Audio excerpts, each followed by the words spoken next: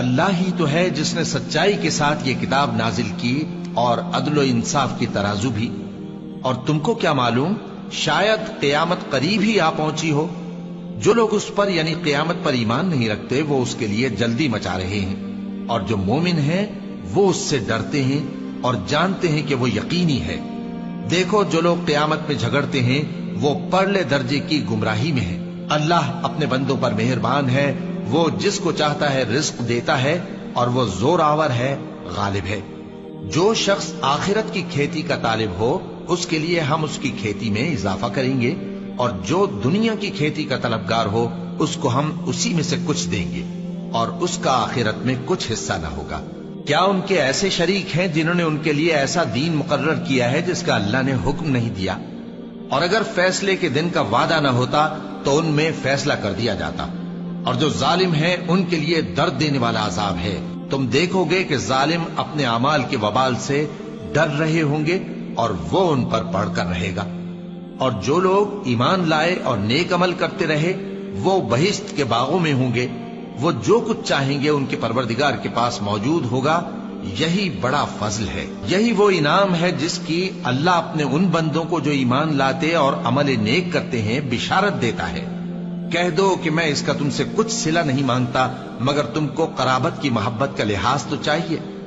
اور جو کوئی نیکی کرے گا ہم اس کے لیے اس میں ثواب بڑھائیں گے. بے شک اللہ بخشنے والا ہے، قدردان ہے. کیا یہ لوگ یہ کہتے ہیں کہ پیغمبر نے اللہ پر جھوٹ باندھ لیا ہے؟ اگر اللہ چاہے تو اے نبی تمہارے دل پر مہر لگا دے. اور اللہ جھوٹ کو نابود کرتا ہے اور اپنی باتوں سے حق کو ثابت کرتا ہے. بے شک وہ دلوں کی باتوں تک سے واقف ہے. اور وہی تو ہے جو اپنے بندوں کی توبہ قبول کرتا ہے اور ان کے قصور معاف فرماتا ہے، اور جو کچھ تم کرتے ہو وہ جانتا ہے. اور جو لوگ ایمان لائے اور عمل نیک کرتے رہے ان کی دعا قبول فرماتا اور ان کو اپنے فضل سے مزید عطا کرتا ہے. اور جو کافر ہیں ان کے لیے سخت عذاب ہے. اور اگر اللہ اپنے سب بندوں کے لیے رزق میں فراخی کر دیتا تو وہ زمین میں فساد کرنے لگتے، لیکن وہ جس قدر چاہتا ہے اندازے کے ساتھ نازل کرتا ہے. بے شک وہ اپنے بندوں کو جانتا ہے، دیکھتا ہے. اور وہی تو ہے جو لوگوں کی نا امید ہو جانے کے بعد میں برساتا اور اپنی رحمت یعنی بارش کی برکت کو پھیلا دیتا ہے. اور وہ کارساز ہے، لائق حمد و ثنا ہے. اور اسی کی نشانیوں میں سے ہے آسمانوں اور زمین کا پیدا کرنا اور ان جانوروں کا جو اس نے ان میں پھیلا رکھے ہیں. اور وہ جب چاہے ان کے جمع کر لینے پر قادر بھی ہے. اور جو مصیبت تم پر واقع ہوتی ہے سو تمہارے اپنے کرتوتوں سے، اور وہ بہت سے گناہ تو معاف کر دیتا ہے.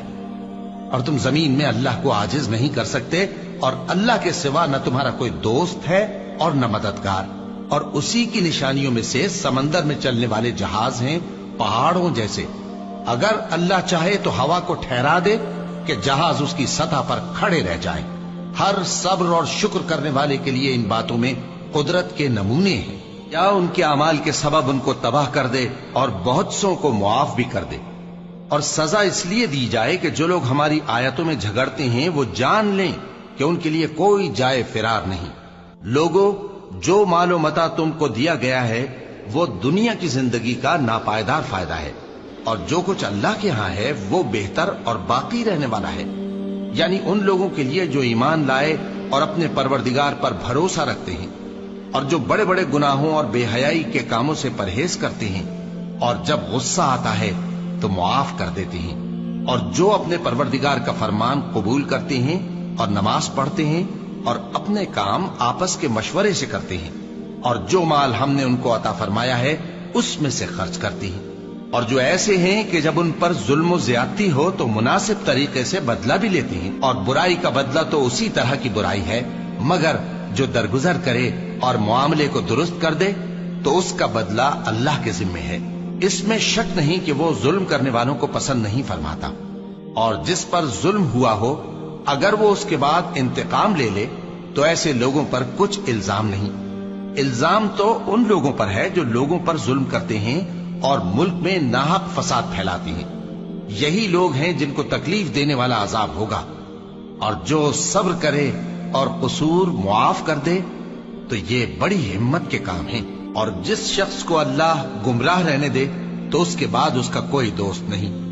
اور تم ظالموں کو دیکھو گے کہ جب وہ دوزخ کا عذاب دیکھیں گے تو کہیں گے کیا دنیا میں واپس جانے کی کوئی سبیل ہے؟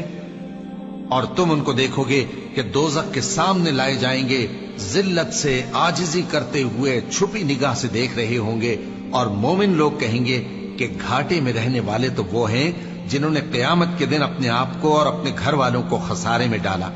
دیکھو کہ بے انصاف لوگ ہمیشہ کے دکھ میں پڑے رہیں گے، اور اللہ کے سوا ان کے کوئی دوست نہ ہوں گے کہ اللہ کے سوا ان کو مدد دے سکیں، اور جس کو اللہ گمراہ رہنے دے اس کے لیے ہدایت کا کوئی رستہ نہیں۔ ان سے کہہ دو کہ قبل اس کے کہ وہ دن جو ٹلے گا نہیں اللہ کی طرف سے آ موجود ہو، اپنے پروردگار کا حکم قبول کر لو۔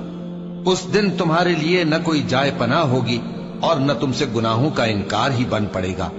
پھر اگر یہ منہ پھیر لیں تو ہم نے تم کو ان پر نگہبان بنا کر نہیں بھیجا، تمہارا کام تو صرف احکام کا پہنچا دینا ہے۔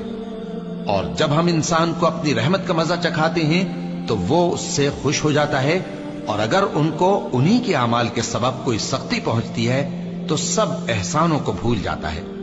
بے شک انسان بڑا ناشکرا ہے۔ تمام بادشاہت اللہ ہی کی ہے، آسمانوں کی بھی اور زمین کی بھی۔ وہ جو چاہتا ہے پیدا کرتا ہے، جسے چاہتا ہے بیٹیاں عطا کرتا ہے اور جسے چاہتا ہے بیٹے بخشتا ہے، یا ان کو بیٹے اور بیٹیاں دونوں عنایت فرماتا ہے، اور جس کو چاہتا ہے بے اولاد رکھتا ہے۔ وہ تو جاننے والا ہے، قدرت والا ہے، اور کسی آدمی کے لیے ممکن نہیں کہ اللہ اس سے بات کرے مگر وحی کے ذریعے یا پردے کے پیچھے سے، یا کوئی فرشتہ بھیج دے تو وہ اللہ کے حکم سے جو اللہ چاہے القا کرے۔ بے شک وہ بلند و برتر ہے، حکمت والا ہے۔ اور اسی طرح ہم نے اپنے حکم سے تمہاری طرف روح القدس کے ذریعے سے قرآن بھیجا ہے۔ تم نہ تو کتاب کو جانتے تھے اور نہ ایمان کو، لیکن ہم نے اس کو نور بنایا ہے کہ اس سے ہم اپنے بندوں میں سے جس کو چاہتے ہیں ہدایت کرتے ہیں۔ اور بے شک اے نبی تم سیدھا رستہ دکھاتے ہو، یعنی اس اللہ کا رستہ جو آسمانوں اور زمین کی سب چیزوں کا مالک ہے۔ دیکھو سب کام اللہ کی طرف رجوع ہوں گے اور وہی ان میں فیصلہ کرے گا۔